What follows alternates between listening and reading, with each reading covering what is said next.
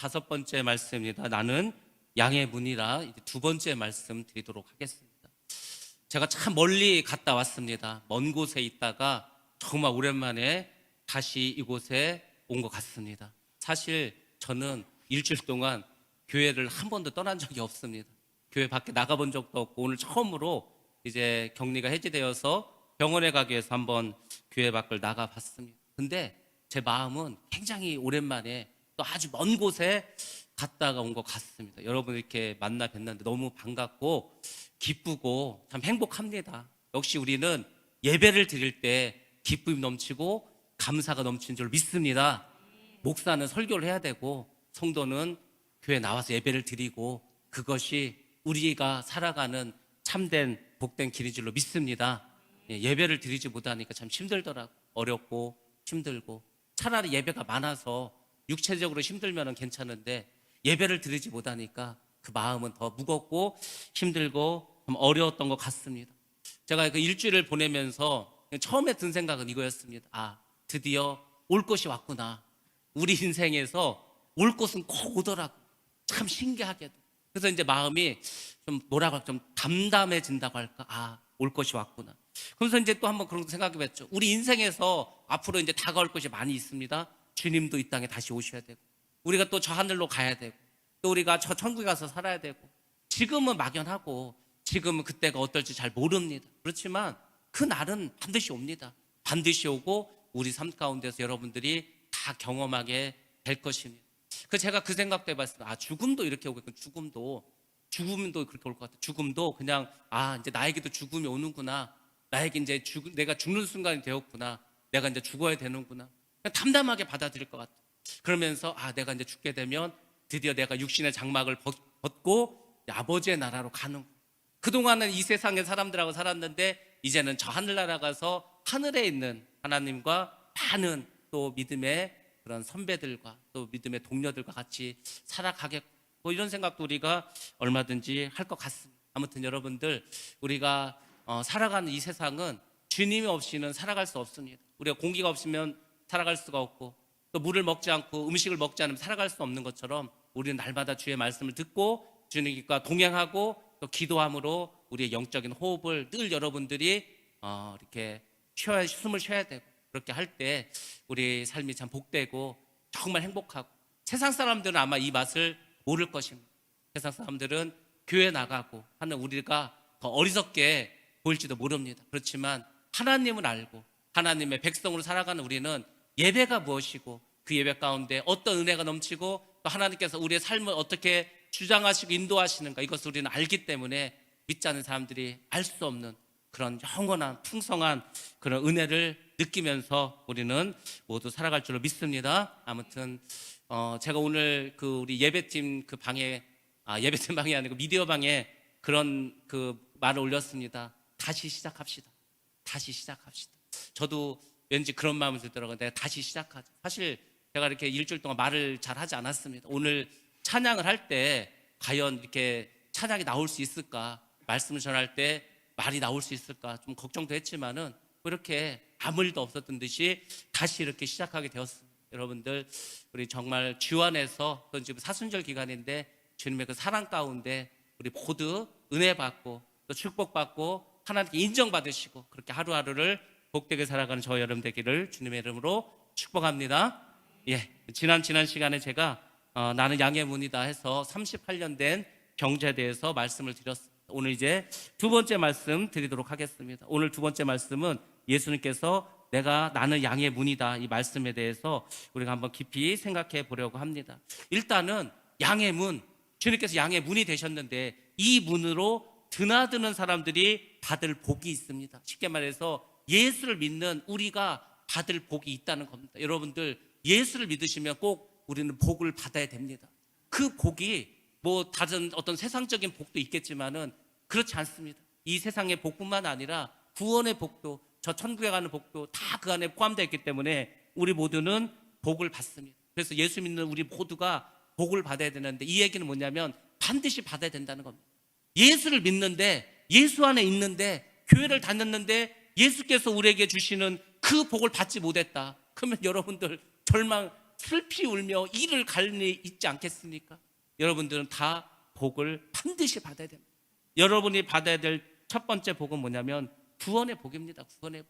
저는 이 구원이라는 게 가면 갈수록 너무 분명해지는 것 같아요. 너무 확실해지는 것 같아요.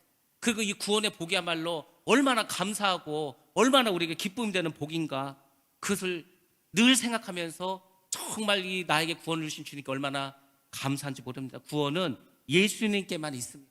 다른 종교 없습니다. 다른 종교 없고 불신자에게도 없습니다. 왜 예수를 믿지 않은 다른 종교를 믿는 사람이나 불신자들이 왜 천국에 가지 못하고 지옥에 갑니까? 이 진리를 무시했기 때문입니다. 예수님에게만 구원이 있다는 것을, 그것을 믿지 않는 거예요. 여러분들, 죄 중에서 가장 큰 죄가 뭐라고 했습니까? 예수를 믿지 않는 죄가 가장 큰 죄입니다. 그래서 예수를 믿지 않으면 반드시 지옥에 갑니다. 반드시 가게 되어 있습니다. 예수를 믿으면 천국에 가지만 예수를 믿지 않으면 반드시 지옥에 갈 수밖에 없습니다. 왜? 가장 큰 죄를 지었기 때문에. 그래서 우리는 이 예수 안에 구원이 있다는 것을 꼭 기억해야 돼요. 근데 이 마귀는 예수 안에 있는 이 구원을 어찌하든지 빼앗아가려고 하고 무효화시키려고 하고 사람들에게서 이 구원을 자꾸 없애려고 합니다. 그래서 종교 타협을 하게 하고 종교 화합을 하게 하고 종교 가운데 평화를 이루게 하고 종교 간의 대화를 통해서 자꾸 종교를 하나로 단일화해 가고 있습니다. 이미 많이 이루어졌다고 제가 말씀드렸습니다. 정말로 많이 이루어졌어요. 정말 이 종교 단일화가 굉장히 깊이 있게 지금 이루어지고 있고 앞으로 더 심하게 이루어질 것입니다. 하나님께 가는 길이 여럿이 있다고 말합니다. 불교를 통해서도, 유교를 통해서도, 도교를 통해서도, 이슬람을 통해서도 다 하나님께 나아갈 수 있다. 그래서 예수를 통해서만 하나님께 간다는 말은 너무 편협되고 배타적인다, 그런 말이지 않냐, 그 너무 평화를 깨트리는 말이지 않냐, 이렇게 해서 사람들이, 믿는 사람들을 비난합니다. 그렇지만 여러분, 우리는 하나님을 믿는 사람, 성경을 믿는 사람들. 근데 성경은 딱 이렇게 말씀해 주고 있습니다. 하나님께 가는 길은 오직 예수밖에 없다. 사도행전에서는 그것을 이렇게 표현해 주고 있습니다. 사도행전 4장 11절 말씀입니다. 자, 같이 봅니다. 시작. 이 예수는 너희 건축자들의 버린 돌로서 집 모퉁이의 머릿돌이 되었느니라. 아멘. 결국은 예수 그리스도, 그분이 모든 것의 머릿돌이 됩니다. 그분이 아니고서는 어느 그 무엇을 통해서도 우리가 하나님께 나아갈 수가 없습니다. 구원은 예수 그리스도를 마음으로 믿어야 됩니다. 여러분들, 마음으로 예수를 꼭 믿으시기 바랍니다. 입으로만 믿으면 안 되는 거예요. 마음으로 믿어야 되는 거예요. 그 주님을 생각하면 너무 감사하고 너무 기쁘고 너무 고맙고 뭐 이런 마음이 들어야 되는 거예요. 예수님을 생각할 때 그 마음이 꼭 들어야 됩니다. 그리고 입으로 시인해야 됩니다. 지금은 입으로 시인하는 게 너무 쉽습니다. 나는 예수를 믿는다고, 나 교회 다닌다고 뭐 말하기 쉽습니다. 근데 이 말은 때로 그 시대에 따라서 또 어떤 나라에 따라서는 입으로 시인하기 참 어려울 수도 있습니다. 북한에서 내가 지금 예수를 믿는다고 시인할 수 있습니까? 쉽지 않습니다. 감옥에 가야 됩니다. 죽을 수도 있습니다. 그래서 여러분들이 입으로 시인하는 것도 꼭 기억하셔야 되는, 나는 예수를 나의 구주로 믿습니다. 그러니까 이 신앙 고백이 올바로 되지 않기 때문에 믿음이 올바로 서지 못하는 사람들이 굉장히 많습니다. 그래서 여러분들이 첫 번째로 여러분의 믿음을, 여러분의 신앙을 늘 고백하셔야 됩니다. 여러분의 주인이 누구십니까? 예수 그리스도 아닙니까? 여러분의 구원자가 누구입니까? 예수 그리스도 아닙니까? 예수님 누굽니까? 우리의 주인 아니십니까? 이것을 늘 믿으시고 입으로 시인하는 것, 그것이 우리 구원의 시작이라 볼 수 있습니다. 이게 완성이 아니에요. 시작입니다. 그러면 이제 어떻게 되겠죠? 그렇게 예수를 내가 믿고 내가 예수를 나의 삶의 주인으로 섬기기로 했다면 이제 어떻게 되죠? 하나님의 말씀대로 행해야 되는 겁니다. 이게 약한 거예요.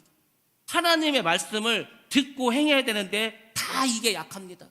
그래서 그 믿음이 산 믿음이 되지 못하고 참 믿음이 되지 못하고 죽은 믿음으로 살아간 사람들이 얼마나 많은지 모릅니다. 하나님께서는 성경을 보면은 이게 단계가 다 나와 있어요. 예수를 내가 믿기로 했다. 믿으면 뭐 예수 믿기로 했으면 어떻게 됐습니까? 하나님 말씀대로 살아야 될 거 아닙니까? 하나님의 뜻대로 살아야 될 거 아닙니까? 예수님께서는 물과 성령으로 거듭나야 된다고 말하지 않았습니까? 하나님의 말씀대로 행하고 물과 성령으로 거듭나는 게 이게 다 같이 있어야 되는, 다 우리 삶 가운데 나타나야 됩니다. 그것이 성화의 단계입니다. 이 성화의 단계를 거치지 않고 바로 구원의 완성으로 갈 수가 없습니다. 예수를 믿기로 했다면, 정말 그렇게 내가 예수 믿기로 다짐했다면 당연히 말씀을 행해야 되겠죠. 행하지 않는 믿음은 죽은 믿음입니다. 죽은 믿음은 부활하지 못합니다. 그걸 기억하셔야 되는 거예요. 제가 이제는 분명하고 확실하게 이제 말씀드려가지고 분명하게 말씀드리지만 내가 예수를 믿기로 했습니다. 내가 마음으로 믿습니다. 입으로 신했습니다. 그러면 반드시 하나님의 말씀을 지켜야 됩니다. 하나님 뜻대로 살아가야 됩니다. 물과 성령으로 거듭나야 됩니다. 그 사람들이 부활하게 되는 겁니다. 그 사람들이 휴거하게 되는 겁니다. 대충 믿어서 안 되는 거예요. 대충 믿어서는 아무것도 할 수 없어요. 세상에 한 달을 거치고 또 교회 한 달 거치고 이것도 안 됩니다. 예수를 믿으려면 똑바로 믿어야 되는 거예요. 똑바로 믿는 사람들, 그 사람들이 지혜로운 다섯처녀가 되는 겁니다. 근데 너무 많은 사람들이 예수를 믿는다면서도 제대로 믿지 않습니다. 그래서 이 믿음에서 떨어지고 구원에서 떨어진 사람들이 얼마나 많은지 모릅니다. 그래서 여러분들 꼭 기억하시기 바랍니다. 우리는 양의 문으로 들어가야 됩니다. 양의 문은 하나님께서 우리에게 구원을 주시고자 한 그 구원의 문이라는 걸 꼭 기억하시고 여러분들 꼭 양의 문으로 들어가시기 바랍니다. 두 번째로 양의 문은 절대적인 보호를 받게 됩니다. 양의 문으로 들어온 자는 주님께서 지켜주십니다. 아니 예수를 믿는데 여러분들 뭐가 그렇게 두렵습니까? 예수를 믿으면 제일 먼저 두려움이 없어져야 되는 거예요. 예수를 믿지 않는 사람들은 이 세상을 살아가면 두려움이 많습니다. 죽음에 대한 두려움도 있습니다. 야 내가 살다가 망하면 어떡하냐 그런 거에 대한 두려움도 있습니다. 내가 큰 병에 걸리면 어떡하냐 그런 두려움도 있습니다. 근데 예수 믿는 사람은 뭐 특별히 두려워할 게 없습니다. 왜냐하면 예수 믿는 사람은 죽음의 문제를 해결하기 때문에 어지간한 거는 별로 두려울 게 없습니다. 가장 두려운 게 죽음인데 그 죽음의 문제를 우리는 해결을 받았지 않습니까? 죽으면은 천국 가고 죽으면은 부활하는데 그 문제가 해결됐는데 뭐가 그렇게 두렵습니까? 그래서 여러분들 내 마음속에 두려움이 있다. 그건 다른 게 문제가 아니고 내가 믿음이 없다는 거예요. 여러분들 두려워하지 마시기 바랍니다. 담대하게 살아가시기 바랍니다. 뭐 그까짓 거 어려울 게 뭐 있게 있습니까? 다 이 세상 거는 그까짓 겁니다. 그까짓 거. 다 그까짓 거. 주님 안에서는 모든 것을 우리가 할 수 있습니다. 하나님 안에서는 우리가 어떤 것도 할 수가 있습니다. 그러니까 여러분들 두려워할 것도 없고 괴로워할 것도 없고 다른 믿지 않는 사람 부러워할 것도 없이 그렇게 날마다 살아가시기 바랍니다. 어떠한 강도도 어떠한 도적도 우리 안에 있는 이 평안함과 이 구원을 빼앗아갈 수가 없습니다. 그러니까 여러분들이 그걸 늘 기억하셔야 되는 거예요. 우리가 양의 문으로 들어가면 어떤 도둑이 와서 아무리 뭐 그냥 싸움 잘하고 칼질 잘하는 도둑이 들어와도 절대 우리를 빼앗아 갈 수가 없습니다. 자, 요한복음에서 그것을 이렇게 말해주고 있습니다. 10장 28절로 29절 말씀입니다. 시작. 내가 그들에게 영생을 주노니 영원히 멸망하지 아니할 것이요 또 그들을 내 손에서 빼앗을 자가 없느니라. 그들을 주신 내 아버지는 만물보다 크심에 아무도 아버지 손에서 빼앗을 수 없느니라. 아멘. 아무도 아버지 손에서 빼앗을 수 없느니라. 당연하죠. 왜 그렇습니까? 하나님이 가장 강력한 분이기 때문에. 여러분들, 여러분의 자녀가 있습니다. 여러분의 자녀를 어떻게 합니까? 여러분들이 보호할 거 아닙니까? 근데 도적이 와서 여러분의 자녀를 빼앗아 가려고 그래. 그럼 내줍니까? 어떻게든지 그 내주지 않기 위해서 싸울 거 아닙니까? 그 강도가 칼을 들었다 하더라도 맞서 싸우지 않겠습니까? 하늘의 아버지는 그런 뭐 이런 사람하고는 뭐 이게 비교할 수 없는 분입니다. 가장 강하신 분입니다. 아무리 악한 마귀가 와서 뭐 무당의 뭐 영이 오든지 아주 강력한 귀신이 오든지 그 두려워할 거 하나도 없습니다. 귀신은 귀신일 뿐입니다. 그냥 그것도 그까짓 거입니다. 막 귀신이 무섭게 하고 귀신이 뭐 큰 귀신, 센 귀신이 와도 뭐 두려워할 거 하나도 없습니다. 왜? 우리를 하나님이 보호하시는데 뭐가 문제가 되겠습니까? 복붕아 저도 하나님이 보호하시면은 우리를 다 지켜주십니다. 아무리 어려운 전쟁에 일어났다 하더라도 하나님께서 보호하시면은 우리 모두는 다 그 안에서 그 하나님의 난리 안에서 다 보호함을 우리가 받을 수가 있습니다. 두려워하지도 마시고 걱정하시지도 마시고 여러분들 평안하게 살아가시기 바랍니다. 예, 그래서 우리가 양의 문으로만 들어가야 합니다. 예수님만이 여러분들을 보호해 주실 수가 있습니다. 주님만 따라다니면 주님의 말씀대로만 살아가면 우리는 그분이 우리 가운데 함께 하시고 역사하심을 늘 알 수가 있습니다. 그래서 여러분들이 꼭 기억하실 것은 절대로 주님 곁을 떠나지 마시기 바랍니다. 떠나면 안 되는. 아니 생각해 보세요. 양이 길을 잃었다고 생각해 보시기 바랍니다. 끝난 거 아닙니까? 그냥 누구에게 잡아먹기냐 시간 문제지 잡아먹힙니다. 여러분들 절대 이 우리를 떠나서는 안 됩니다. 양의 우리 안에서 벗어나면 안 됩니다. 벗어나는 순간 마귀의 밥이 되는 거예요. 나 혼자서 얼마든지 신앙생활 잘할 수 있어. 나는 내가 믿음이 좋으니까 얼마든지 이길 수 있어. 다 부질없는 짓입니다. 주님이 보호해 주시지 않고 주님의 보호막에서 벗어나 버리면은 그냥 마귀의 박이 되는 겁니다. 여러분들 그래서 우리는 늘 우리를 보호해 주신 이 주님의 것을 떠나지 말아야 됩니다. 여러분들 양의 그 문에 거하면 또 세 번째로 이 복을 받습니다. 바로 생명의 꼴을 받을 수 있습니다. 생명의 꼴, 먹을 것을 주신다는 겁니다. 첫 번째로는 하나님의 말씀을 통해서 우리에게 생명의 꼴을 주십니다. 예수님께 나아가면 반드시 생명의 말씀을 받게 됩니다. 말씀인데 그 말씀 속에 생명이 있습니다. 생명. 여러분들 참 신기하지 않습니까? 이 말씀이 성경 말씀 아닙니까? 성경 말씀. 성경에 여러 가지 많은 말씀이 있습니다. 근데 그 말씀이 생명이 있습니다. 그러니까 예수를 믿지 않는 사람들은 그걸 이해하지 못한다. 야, 이까짓 거 글인데 글씨에 무슨 생명이 있냐? 생명이 있어. 생명이 있습니다. 이 말씀이 우리 몸으로 막 들어온다니까. 막 날라서 막 들어오는 거예요. 우리 안에서 능력이 됩니다. 그리고 그 말씀이 우리의 양식이 된다니까요. 그래서 우리가 배고프지 않는, 영적으로 배고프지 않습니다. 이 영의 양식을 먹으면은 영적으로 배부릅니다. 두려울 것이 없습니다. 그러니까 여러분들이 말씀을 많이 읽으시든지 말씀을 쓰시든지 아무튼 말씀을 가까이 하시면 그것이 여러분에게 힘을 주고 능력을 줍니다. 그러니까 뭐 세상 그렇게 복잡하고 어렵고 힘들게 느껴지지가 않습니다. 왜? 영의 양식을 먹었기 때문에. 그리고 영의 양식엔 또 이것이 있습니다. 생명의 물이 그 안에 있습니다. 영생하도록 솟아나는 생수. 그래서 그 물을 먹으면 다시 목마르지 않습니다. 여러분들 우리 인생에 얼마나 목마름이 많은지 아십니까? 결핍이 많아요. 결핍. 제가 그랬잖아요. 우리 삶 가운데 참 결핍이 많다고. 우리 아이들이 결핍을 많이 가지고 있습니다. 신기하게도 하늘에 먹을 것도 많고 좋은 세상에 선진국에 태어났는데도 너무 결핍이 많습니다. 정신 문제가 얼마나 많은지 아십니까? 우리나라에 지금 정신적인 문제를 겪는 사람들이 한둘이 아닙니다. 너무너무 많아요. 이 정신적인 스트레스 어마어마하게 많습니다. 다 결핍되어 있는 거예요. 왜? 생수의 말씀이 그 안에 없으니. 생수의 그 하늘로부터 내려오는 그 생명의 생수를 먹으면은 목마름이 없다니까요. 이 세상에 대해서 도저히 목마름이 없습니다. 뭐 이렇게 아쉬울 게 하나도 없어. 다 가진 사람 마냥 실제로는 내가 세상적으로는 별로 가진 것도 없는데 내 마음은 아무것도 그렇게 세상적인 것으로 목마를 게 없습니다. 근데 우리가 이 생수의 강물을 마시지 못하면 우리 안에 많은 결핍이 생깁니다. 그 결핍으로 인해서 늘 힘든 거예요. 늘 불안합니다. 늘 뭔가 좀 마음속에 불안함이 늘 싹트고 두려움이 싹트고 그래서 뭔가 인생이 뭔가 온전하지 못하고 평안에 깨지고 막 그렇게 살아갑니다.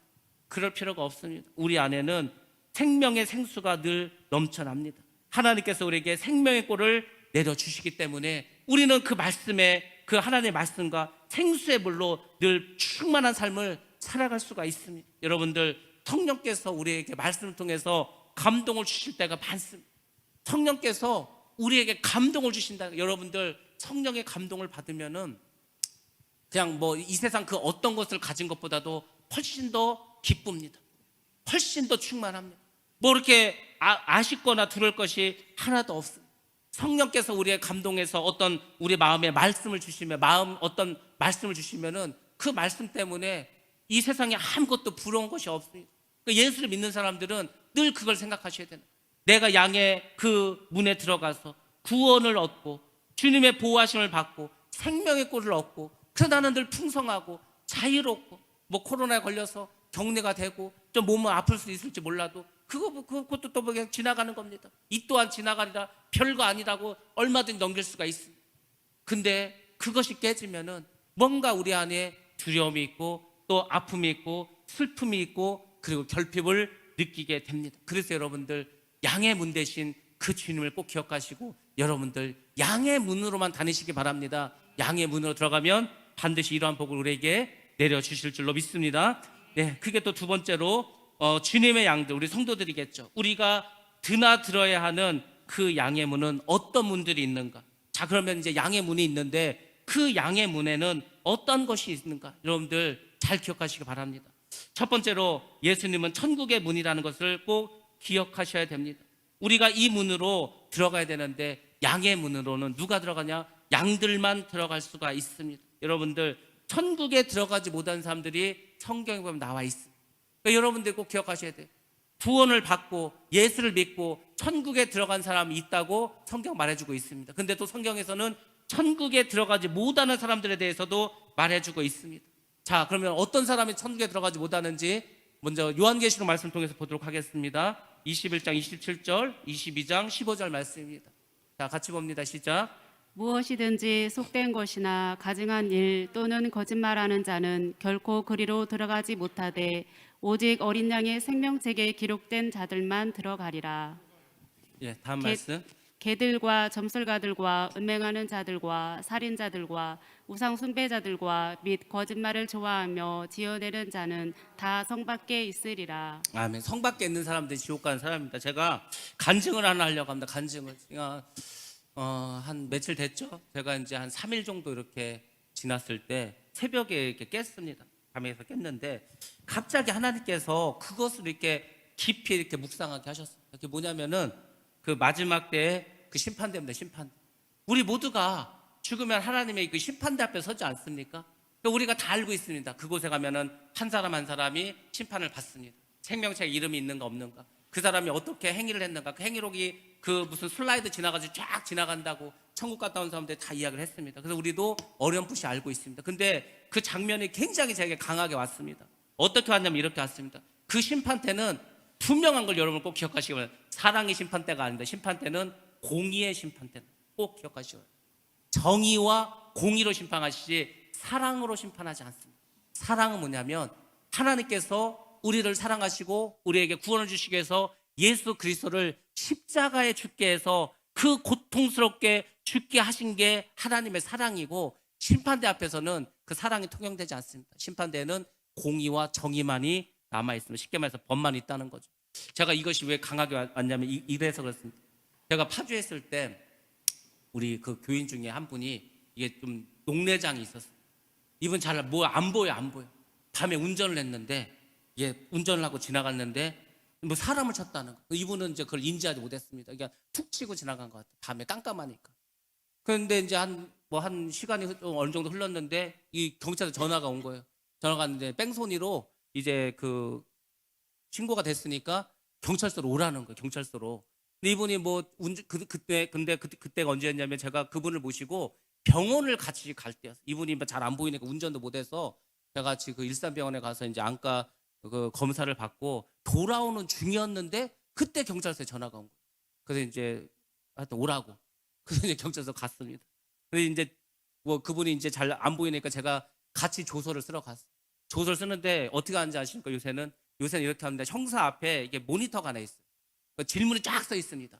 그리고 똑같은 그 질문이 써 있는 것을 그 가해자, 그러니까 피의자죠. 피의자도 볼 수 있게 딱 이렇게 모니터 2개를 양쪽에 놓는 거예요.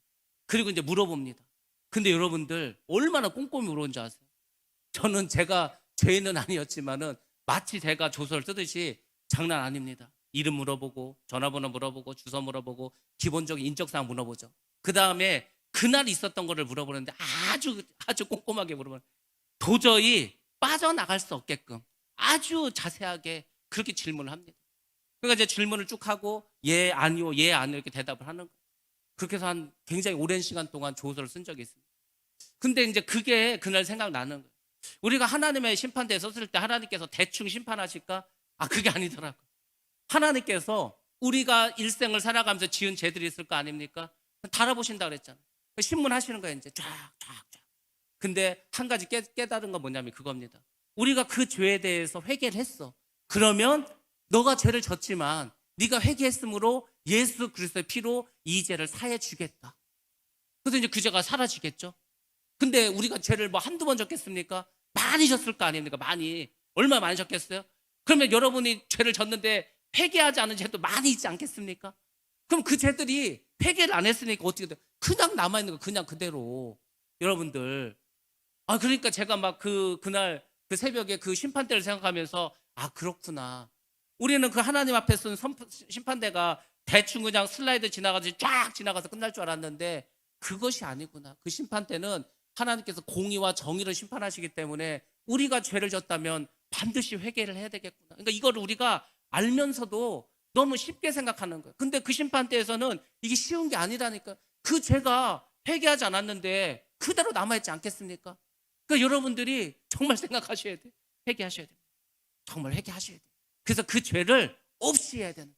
그게 복이라니까. 아니 예수님께서 우리의 죄를 위해서 죽지 않았습니까? 그러니까 그 예수님의 피로 우리의 죄를 그냥 없애버리는 거, 그건 하나님의 사랑이라니까요. 그건 사랑이 하나님이 하시는 일이라니까. 근데 회개치 않은 죄들은 공의와 정의에서 다 심판받더라는 거예요. 그러니까 여러분들이 꼭 기억하시기 바랍니다. 우리는 다 천국에 들어가야 되는데 그 심판대 앞에서 어떻게 할 것인가. 그 경찰들이요, 어떻게 했냐면은 거기 이제 좌회전한 데서 좌회전하면서 이제 지나간 사람 쳤다 이거. 근데 그 좌회전하는 모퉁이에 주유소가 있더라, 주유소. 그 주유소에서 CC 카메라를 이게 거기에 해가지고 그 사고 나는 장면을 다 녹화한 걸 보여주는 거예요. 그리고 이분의 차에 있는 그 블랙박스 있잖아요. 경찰들이 그렇게 연락하고 할 정도면요, 이미 다 증거를 찾은 거예요. 그 경찰들이 사고가 났어요. 근데 이제 차량 번호도 모르고 그 차종만 아는 거예요, 차종만. 그래서 어떻게 하는지 아십니까? 좌회전 해가지고 가면은 거기 주택가가 있고 아파트가 있어요. 그 아파트와 그 주택가에 있는 그 차종을 전부 다 찾았다는 거예요. 다니면서. 그러면서 혹시 사고 난 부분이 있는 거 없는 걸 다 확인했다는 거예요.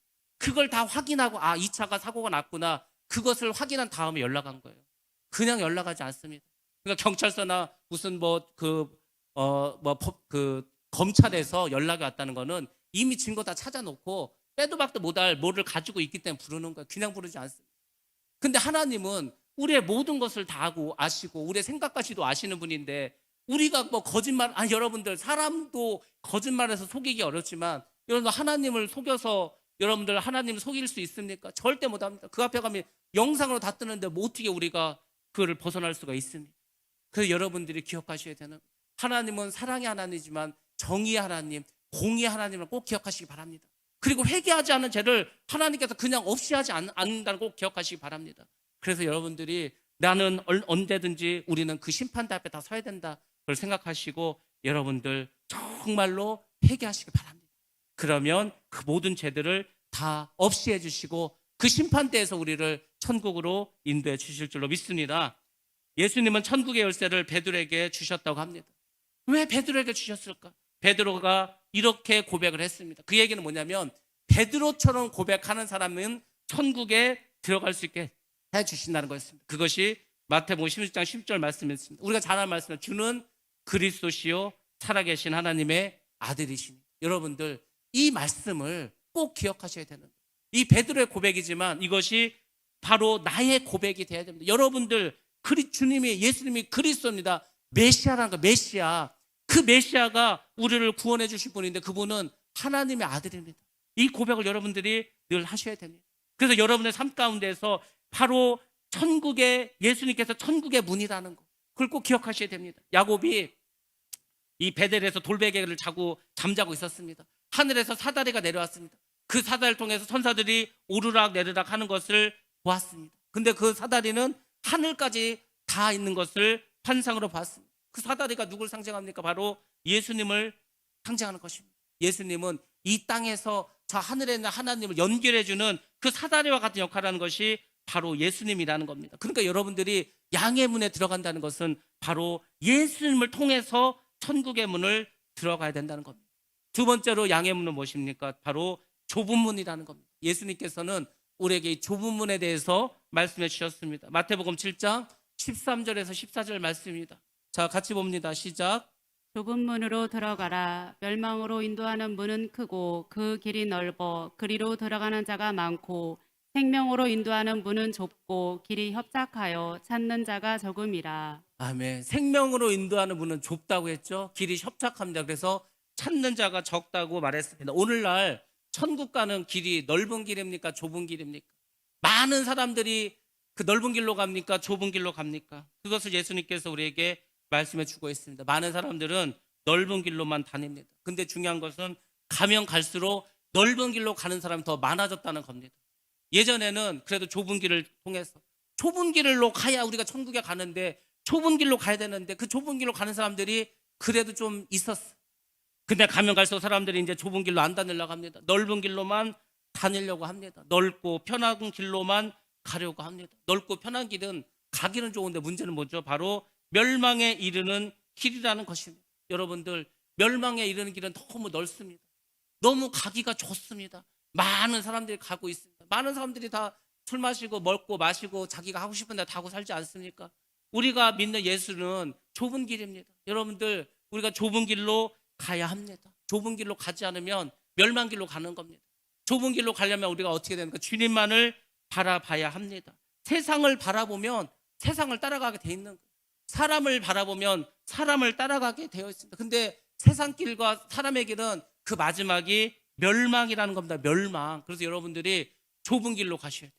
그래서 제가 오늘 여러분들에게 좁은 길이 무엇인가에 대해서 말씀을 드리도록 하겠습니다. 좁은 길은 우리가 잘 아는 것처럼 길이 협착합니다. 좁습니다. 불편합니다. 그래서 많은 사람들이 가기 싫어하는 길입니다. 근데 그 길이 생명길이라고 하니 어찌 가겠습니까? 우리가 그 길로 가야 되지 않겠습니까? 자, 우리 신앙생활에 있어서 좁은 문은 그러면 무엇입니까? 첫 번째는 아까도 말씀드렸죠. 바로 회개입니다. 가장 기본 중에 기본입니다. 여러분들 바른 신앙생활의 그 정문이 뭔지 아십니까? 우리가 신앙생활할 때 양의 문이 있다고 하는데 그 정문이 뭐냐? 회개입니다. 회개하지 않으면 첫 단추부터 잘못됩니다. 그리고 이게 또 중요한 게 뭐냐면 회개하지 않고 가면은 우리가 시간이 지나면은 잃어버립니다. 내가 죄를 졌는데 내가 회개할 때가 있는데 그걸 잊어버리고 사는 거예요. 그러니까 죄를 그대로 쌓아놓고 그냥 살아가는 겁니다. 그러니까 문제가 되겠죠. 우리가 회개한 죄는 사함을 받는다 하지만 회개하지 않는 죄는 그대로 남아있어서 우리를 사망으로 이끌어간다고 말씀드렸습니다. 그러니까 여러분들 기도할 때 제일 먼저 할 게 뭐냐? 회개부터 하세요. 회개부터. 날마다 회개하는 게 좁은 길로 가는 겁니다. 근데 그 길이 생명의 길이 됩니다. 두 번째로는 주일 성수입니다. 주일 성수. 예배를 잘 드리는 것. 여러분들 우리가 예배를 드리지 못하는 게 얼마나 힘듭니까? 예배를 매일 드릴 때는 몰랐습니다. 이렇게 예배 드리는 게 뭐 이렇게 큰 뭐 어떤 은혜도 안 되고 예배 드리는 게 맨날 똑같고 뭐 형식적이고 뭐 이렇게 될지 몰랐지만은 예배 드리는 거야말로 가장 중요합니다. 예전에 믿음이 좋은 그런 나라가 있었습니다. 우리나라에 믿음이 좋았던 시절이 있었습니다. 여러분들 유럽이나 미국이나 우리 대한민국이나 믿음이 좋고 신앙생활 잘했던 그때에는 주일의 거리가 한산했습니다. 주일날 별로 사람들이 안 다녔어요. 왜? 다 교회가 있어가지고. 그래서 가게 문도 닫은 곳이 많이 있었습니다. 근데 이제 사람들이 그 좁은 물을 벗어나서 자꾸 넓은 길로 가다 보니까 어떤 일이 생깁니까? 신앙이 식어지게 됩니다. 돈에 욕심이 생깁니다. 캠핑을 갑니다. 행사를 참여하게 됩니다. 그래서 예배와 이 세상 둘 중에서 어디로 가냐? 자꾸 세상으로 빠지게 됩니다. 그러면 결국은 좁은 길이 아닌 넓은 길로 가게 되는 것입니다. 여러분들 넓은 길은 가기는 좋다니까요. 가면 편하고 재밌습니다. 좋습니다. 근데 멸망길이라는 거예요. 그래서 여러분들 예배 드리는 거 정말 우리가 중요하게 생각하셔야 됩니다. 예배가 나를 살린다. 예배가 나에게 평안을 준다. 예배가 은혜가 넘치는 나의 모든 문제를 해결한 시간이 바로 예배다. 생각하시기 여러분들 예배에 더 열심을 내시기 바랍니다. 세 번째 좁은 문은 기도입니다. 오늘날 기도하는 성도의 수가 자꾸 줄어들고 있습니다. 기도하는 시간도 줄어들고 있습니다. 기도하는 사람도 줄고 기도하는 시간도 줄고 기도원도 팔라고 내놨는데 팔리지도 않고 기도원 자꾸 수가 줄어들고 있습니다. 그러니까 기도하는 시간이 자꾸 줄어듭니다. 기도는 일단은 시간이 들어가야 됩니다. 정성도 들어가야 됩니다. 또 주님에 대한 사랑도 필요합니다. 그래서 어떻게 볼 때는 참 기도하는 게 쉬운 일은 아닙니다. 그래서 기도는 꼭 성령께서 인도해 주셔야 되는 거예요. 성령께서 내 마음속으로 자꾸 기도하게 하시는 마음을 주십니다. 성령께서 내가 기도할 때 그 기도의 시간을 더 길게 자꾸 끌고 가십니다. 그리고 내가 기도할 때 성령께서 하나님의 뜻이 무엇인가를 자꾸 깨닫게 해주십니다. 그러니까 기도는 내 힘으로 하는 게 아니에요. 사실은 성령께서 인도해 주시는 것입니다. 근데 이 기도가 하면 할수록 자꾸 늘어나는데 안 하면 안 할수록 자꾸 줄어든다는 것입니다. 왜? 우리는 육신의 안락을 추구하기 때문에. 그래서 참 기도하지 않는 거는 큰 죄를 짓는 겁니다. 정말 기도하지 않는 거야말로 우리가 정말 이 넓은 길로 가는 겁니다. 세상 사람들이 자꾸 기도가 시간에 줄고 기도하는 걸 자꾸 줄인다 하더라도 우리는 기도의 이 좁은 문을 들어가야 할 줄로 믿습니다. 기도 안 하면 어떻게 살고 우리가? 기도 안 하면 어떻게 신앙생활을 제대로 우리가 할 수가 있겠습니까? 그래서 여러분들 더 기도하셔야 됩니다. 기도하지 않아도 잘 되는데 뭐 그렇게 열심히 꼭 기도를 해야 되느냐? 이것은 축복이 아니고 저주입니다. 많은 사람들이 그러죠. 뭐 그렇게 별로 기도할 것도 없고 뭐 기도를 안 해도 뭐 잘 되는데 뭘 굳이 이렇게 기도를 하냐고. 그게 축복인지 아십니까? 아닙니다. 저주입니다. 저주. 여러분들 우리는 기도해야 됩니다. 우리가 기도하지 않고서는 이 세상 절대로 이길 수가 없습니다. 작은 것도 못 이겨요. 솔직히 기도하지 않아요. 여러분들 기도하시는 그 기도의 좁은 문을 통과하시기 바랍니다. 네 번째로는 말씀 성경입니다. 우리가 성경을 읽고 공부하는 것 얼마나 중요한지 모르는데 요새는 성경을 또 공부도 해야 되는 거예요. 왜냐하면은 우리가 성경을 본다고 해서 무슨 말인지 다 아십니까? 잘 모르잖아요. 그러니까 우리가 성경에 대해서 배워야 됩니다. 그래서 이제 성경 공부가 필요해. 사실 우리에게도 필요합니다. 그래서 저도 성경 공부를 하려고 여기 올 때부터 이제 다짐하고 생각을 했어요. 그래서 우리가 뭐 예배 시간에는 할 수 없으니까 다른 시간을 내서라도 우리가 성경을 공부해야 되는데 말씀을 알아야 될 거 아닙니까? 정확히 알아야 될 거 아닙니까? 말씀을 배워야 될 거 아닙니까? 배우지 않고 우리가 어떻게 하는 뜻을 알 수가 있겠습니까? 그러니까 성경을 우리가 잘 배워야 되는 거예요. 그리고 성경을 배우는 거에서만 끝나는 게 아니고 그 말씀대로 살아가는 것, 이것은 훨씬 더 중요합니다. 그래서 여러분들 성경을 사랑하시고 가까이 하시고 성경대로 행하시기 바랍니다. 성경대로 행해야 되는 거예요. 성경대로 행하지 않으면 예수 믿는 게 아닙니다. 간단해요. 성경대로 행하는 게 예수 믿는 거고 성경의 말씀에 순종하는 것, 그것이 하나님을 믿는 것입니다. 여러분들, 그래서 우리가 이 성경의 좁은 문도 여러분들 다 통과하셔야 됩니다. 다섯 번째입니다. 헌금입니다. 마태복음 6장 21절에 이렇게 말씀해 주고 있습니다. 내 보물 있는 그곳에는 내 마음도 있느니라. 여러분의 마음이 다 어디가 있습니까? 여러분의 마음은 다 어디가 있어요? 여러분의 마음은 여러분의 보화에 다 가 있습니다. 여러분의 보화가 천국이라면 여러분의 마음은 다 천국에 가 있을 겁니다. 여러분의 그 보화가 돈이라면 여러분의 마음은 다 돈에 가 있을 겁니다. 자녀라면 자녀에게 가 있고 세상의 성공이라면 그 세상에 다 그 성공에 가 있을 것입니다. 세상에 우리가 많이 무엇인가를 쌓아둡니다. 그러면 그것이 기쁨이 되고 행복이 될 것 같지만 사실 그것은 큰 근심이고 불행이 될 때가 많이 있습니다. 그래서 성경은 말합니다. 너희의 재물을 하늘에 쌓는 거, 하늘에 쌓으면 거기는 녹슬지도 않는다는 거예요. 도적이 와서 도적질 하지도 않는다는 겁니다. 그래서 여러분들이 하늘에 쌓아둘수록 더 큰 기쁨과 또 행복이 있다고 성경은 말씀해주고 있습니다. 제가 이 미얀마 그 교회 건축을 하면서 이제 다 마지막 이제 돈을 보냈기 때문에 여러분에게 이제 그동안 있었던 일을 쭉 한번 말씀드리도록 하겠습니다. 사실 미얀마 건축은 우리에게 하나님 주신 축복이었습니다. 제가 그걸 알고 있어요. 근데 처음에 이 얘기가 나왔을 때 저는 그냥 이것을 그냥 스쳐 지나갔습니다. 왜냐하면 우리가 뭐 거기를 건축하기로 예산을 짠 것도 없고 그렇게 교회를 건축해야 한다는 생각도 없었습니다. 단지 그냥 미얀마에서 저에게 이 사진을 보내고 이 편지를 보내서 쉽게 말해서 이메일을 보냈습니다. 지금 이 나무로 지은 이 판자로 지은 이 교회 건물이 너무 오래돼서 비가 오니까 자꾸 막 썩고 나무가 썩고 성도 수가 많아져서 막 60년 70년 되다 보니까 이 사람들이 그 한 1m 정도 높여놓은 그 마루에 다 앉으면 이게 막 무너질 수도 있고 해서 교회를 뭐 이렇게 벽돌로 져야 되겠다는 거예요.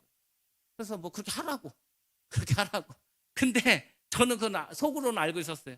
그 교회는 그 미얀마에서 교회를 지을 수 있는 돈은 하나도 없습니다. 거기 성도들이 헌금하는 사람도 없고 그 미얀마 목사가 거기에 교회를 지을 돈도 없는 거예요. 그러니까 이제 교회를 져야 되겠다 이 얘기는 뭐냐면 우리 보고 져달라는 거예요, 사실. 그래서 제가 모르는 척 했습니다. 제가 모르는 척 하고 그냥 기도하자고 그냥 그렇게 하고 넘어가려고 그래서 사실은 넘어가려고 했는데 여러분들 잘 아는 것처럼 제가 또 광고 시간이었는지 하여튼 설교 시간이었는지 이 말씀을 했어요. 미얀마 교회가 지금 이렇게 다 이렇게 그 나무가 썩고 그래서 참 교회를 져야 된다고 하는데 뭐 연락이 왔습니다. 그냥 그렇게 하고 전 넘어가려고 했는데 그 이야기를 듣고 어떤 분이 헌금을 했습니다. 교회를 짓자고. 그래가지고 제가 어쩔 수 없이 이거 좀 해야 되는 거구나. 근데 사실 속으로는 저도 하고 싶었죠. 하고 싶은 게 마음이 있었고 져주고 싶은 마음도 있었는데 당장에 우리가 뭐 아무것도 없는데 어떻게 집니까? 근데 하여튼 이분이 큰 하나님께 어떤 음성을 듣고서 교회를 짓자고 헌금을 했습니다. 그래서 이제 한 분이 헌금을 하고 또 다른 몇 분들이 헌금을 해서 이제 건축을 이제 시작하게 되었습니다. 처음부터 돈을 다 보낸 건 아니고 돈이 생길 때마다 이렇게 해서 보내기 시작했습니다. 근데 이제 여러분 잘 아는 것처럼 코로나가 터지고 우리나라도 이 코로나 때문에 이 건축 자재가 한 30~40%는 올랐습니다. 철근도 오르고 시멘트도 오르고 다 올랐어요. 근데 미얀마는 그나마도 못 산 나라가 다 수입을 해야 되는 거예요. 시멘트고 철근이고 다 수입을 해야 되는데 그 뭐 환율이 떨어지다 보니까 이게 너무 많이 올라버려서 한 70에서 80% 정도가 올랐습니다. 그러니까 우리가 처음에 생각했었던 그 예산보다도 한 70~80%가 상승해 버리고 말았습니다. 그래서 이제 뭐 처음 비용보다 거의 배 가까이 들어가게 되었습니다. 근데 저는 그 상황 속에서도 그런 기도를 했습니다. 하나님, 우리가 이거는 교회 예산으로 짓는 게 아니고 순수하게 건축 헌금으로만 하여튼 충당을 하겠습니다. 그러니까 하나님께서 뭐 하여튼 채워주시던지 하나님께서 보내주시던지 뭐 그래야 우리가 할 수 있습니다. 이렇게 했어요.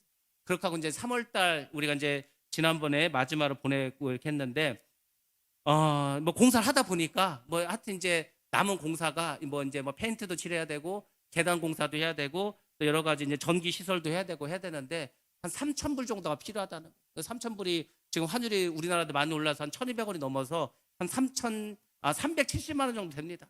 370만 원. 그래서 제가 이제 기도를 했죠. 하나님 이거 3,000불이면 얼추 이제 마무리가 될 것 같은데 어떻게 할까 했더니 이제 저에게 그 생각 나게 하는 거예요. 그 미국에서 저를 후원해줬던 그 친구가 생각이 났어요. 그래서 이제 미국에 이제 연락을 했죠. 쭉 이제 그동안 있었던 걸 이렇게 사진도 보내주고 하면서 이렇게 해서 우리가 교회를 미얀마에 그때 하나 했는데 이게 이제 뭐 오래되고 해서 성돈 늘고 해가지고 이 뭐 건축을 하게 됐는데 하다 보니까 이게 지금 건축 뭐 재정은 다 이제 없고 그래서 이제 하여튼 너에게 좋은 기회를 주겠다. 그러니까 네가 이렇게 좀 그 동참해서 하여튼 복을 받아라. 하여튼 그랬어요. 그랬더니 바로 그 다음날 이제 3,000불을 보내와서 370만 원을 보내왔어요. 그래서 이제 이제 끝났나 보다 했어. 근데 이제 그래서 제가 이제 3,000불을 보내야겠다 그렇게 했더니 미얀마에서 이제 뭐라고 또 왔냐면 바닥 공사를 원래는 1층은 이제 그 타일로 하고 1층은 이제 예배당이니까 타일로 하고 2층은 SPC라는 걸로 이렇게 하려고 했다는 겁니다. 그게 뭐 쉽게 말해서 마룻바닥 같은 건데 이 여러분 아실란가 모르겠지만 우리가 이제 가구 중에서 좋은 원목 가구 있지 않습니까? 그 원목 가구 중에서 제일 쳐주는 게 뭐냐면 티크라는 겁니다. 티크 있지 않습니까? 티크. 그 티크 세계 1위가 어딘지 아십니까? 미얀마입니다.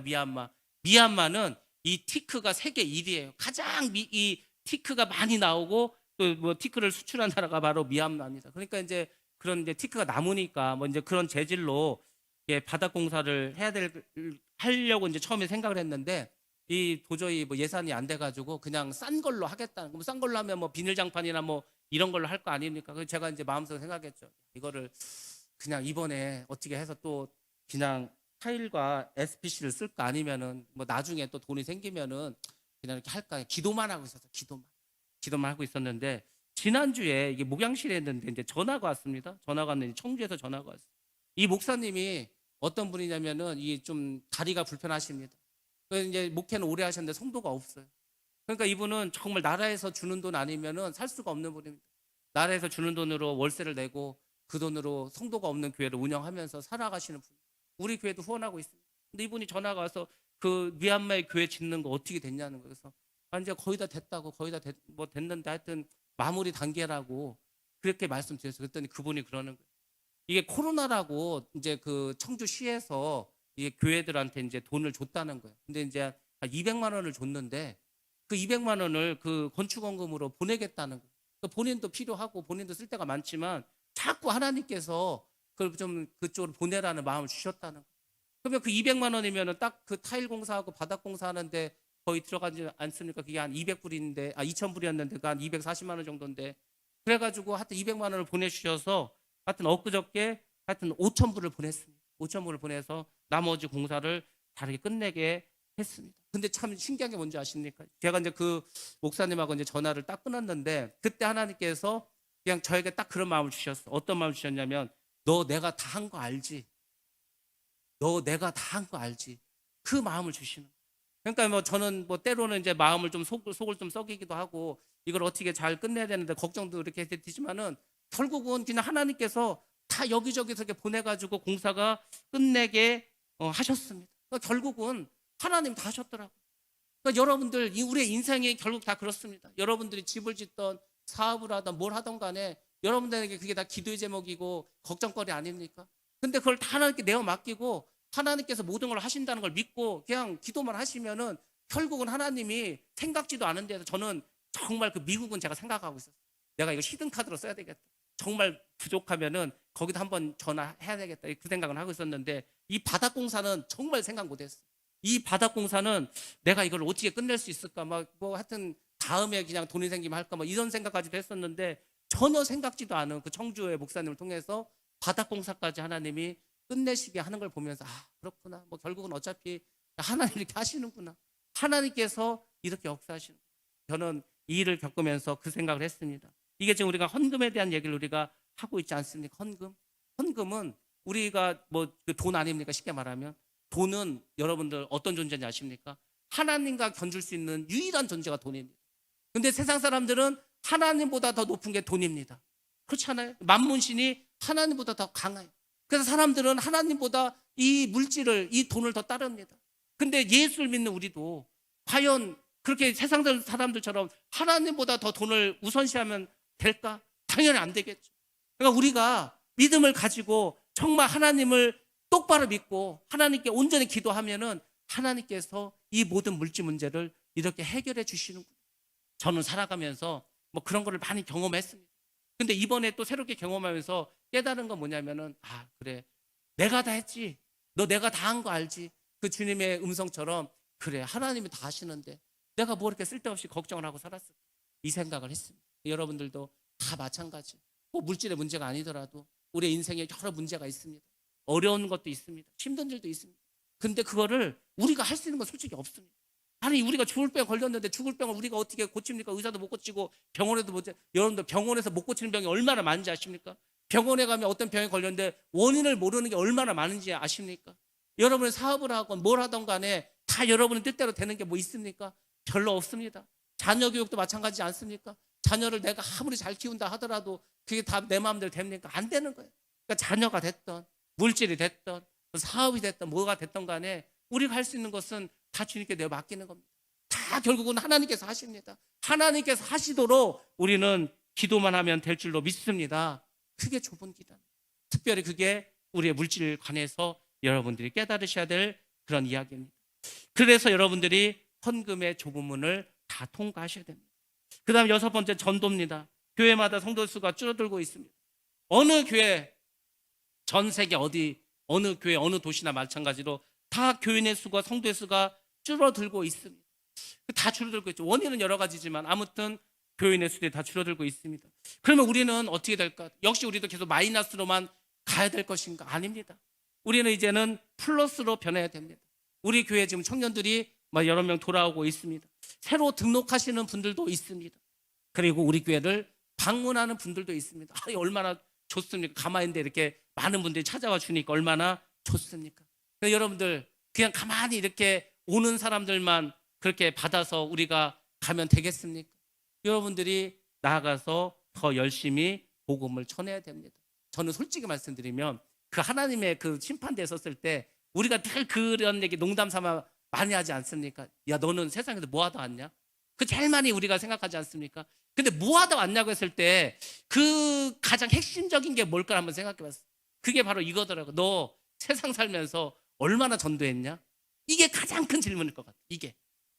이게 뭐 모든 믿는 우리에게, 왜냐면은 이건 예수님께서 우리에게 주신 마지막 명령이고 하나님께서 우리로 하여금 예수를 믿게 한 이유가 된 거고, 모든 이유는 다 여기 있거든요. 복음을 전파하고 믿지 않는 자에게 복음을, 이 생명의 복음을 전하는 건 우리 모두에게 주신 그 달란트고 우리 모두에게 주신 일이고 우리 모두가 해야 될 일인데 그건 다 물어볼 것 같아요. 모든 사람에게. 그래, 너 그래서 얼마나 전도했냐? 얼마나 복음을 전했냐? 거기서 우리가 할 얘기가 있어야 되겠다. 여러분들 다 마찬가지입니다. 누구는 전도하고 누구는 안 하고 이런 게 없어요. 예수 믿는 우리 모두는 너나 할 것 없이 다 복음을 전해야 됩니다. 그래서 우리가 하여튼 복음을 전할 겁니다. 날씨가 조금 이제 따뜻해졌고 이제 코로나가 이제 어느 정도 좀 수그러들고 하면은 하여튼 더 우리가 열심히 복음을 전해야 되는 거예요. 이 복음의 이 전도의 조금문은 정말 여러분들이 잘 통과하셔야 되는 거예요. 여기서 넘어지면 안 됩니다. 이게 굉장히 중요한 질문이 될 것입니다. 그 심판대 앞에서 우리가 전도하지 않은 것도 죄라는 것을 여러분들이 뼈저리게 느끼게 될 겁니다. 왜냐하면 하나님의 명령이었는데 명령을 내가 지키지 않았다, 내가 복음을 증거하지 않았다, 그거는요 벗어날 길이 없습니다. 여러분들 전도의 이 좁은 문을 꼭 통과하시기 바랍니다. 그리고 이제 7번째로 봉사가 있습니다. 봉사는 사람에게 하는 것이 아닙니다. 하나님께 하는 것입니다. 하나님께서 여러분 하는 모든 봉사를 다 보고 계십니다. 다 알고 계십니다. 그리고 축복해 주십니다. 그냥 그거는 그냥 공식입니다. 공식. 하나님께서 다 보고 계시고 알고 계십니다. 그래서 여러분들 봉사할 때 사람 때문에 힘들어하지 말고 사람들이 수근수근 거리는 것에 마음 아파하지 마시기 바랍니다. 봉사는 오직 하나님께 하는 것입니다. 여러분들이 이렇게 여러 가지 그 좁은 문을 통과하시면 이제 예수님에 대한 지식과 지혜에 대한 눈을 뜨게 됩니다. 그리고 여러분이 그렇게 하나님에 대한 또 주님에 대한 지혜와 지식을 가지고 있을 때 엉뚱하게 시간을 낭비하지 않고 하나님이 기뻐하시는 삶을 살고 헛고생을 하지 않고 세상을 살아갑니다. 그래서 우리의 믿음은 어떻게 되는가? 내 마음대로 하는 게 아니고 하나님을 잘 알고 하나님 뜻이 무엇인가를 깨달아 알고 살아가는 것, 이것이 우리가 신앙생활을 잘하는 것입니다. 우리가 오늘 양의 문에 들어가는 그런 양이 되자고 했습니다. 여러분 모두가 양이 되어야 합니다. 여러분들이 다 양이 돼야 돼요. 양의 특징은 일단 첫 번째로 순종합니다. 양은 아주 순종적인 동물입니다. 그래서 여러분들 우리도 다 주님 앞에 양이 되기 위해서는 순종하셔야 됩니다. 양은 낮은 곳으로 이동합니다. 염소는 높은 곳으로 올라가려고 합니다. 겸손한 마음을 가지고 우리가 양의 모습으로 살아가야 됩니다. 그리고 양은 말이 없습니다. 참 신기하게 양은 털을 깎으려고 묶어도 뭐 말하지 않습니다. 자기를 죽이려고 해도 가만히 있습니다. 어떻게 좀 바보 같아. 자기 털을 막 지금 막 기계로 밀고 또 자기를 죽이려고 칼을 들이대는데도 아무 말도 않고 가만히 있는 게 양입니다. 여러분들 말을 아끼시고 선한 말을 하시기 바랍니다. 지향의 말을 하려면 복음을 전할 수 있는 생명의 말만 하시기 바랍니다. 그리고 양은 모이는 것을 좋아합니다. 주님이 다시 오실 날이 가까워짐을 볼수록 우리는 모이기에 더 힘써야 됩니다. 우리가 지금 모이기에 그동안 힘쓰지 못했어요. 코로나라는 큰 문제가 있었지만은 아무튼 우리는 더 많이 모여야 됩니다. 양의 문이 되신 그 주님께로 우리가 나아가야 됩니다. 주님께서는 양의 문이 되셨습니다. 우리는 그의 양이 되어야 됩니다. 그 양은 목자의 음성을 따르게 되어 있습니다. 그래서 여러분들 목자 되신 주님, 그 주님만을 바라보시고 세상에 대한 그분을 닫으시고 주님만 바라보시고 나아가시기 바랍니다. 주님이 다 인도해 주십니다. 보호해 주십니다. 새롭게 해주십니다. 그 주님이 여러분의 삶을 풍성하게 해주십니다. 우리 모두가 풍성하게 해주시는 그 주님의 축복을 다 받아 누려서 여러분의 육신 더 강건해지시고 여러분의 마음에 더 기쁨이 넘쳐나시고 여러분의 모든 심령이 소생되시기를 주의 이름으로 축복합니다.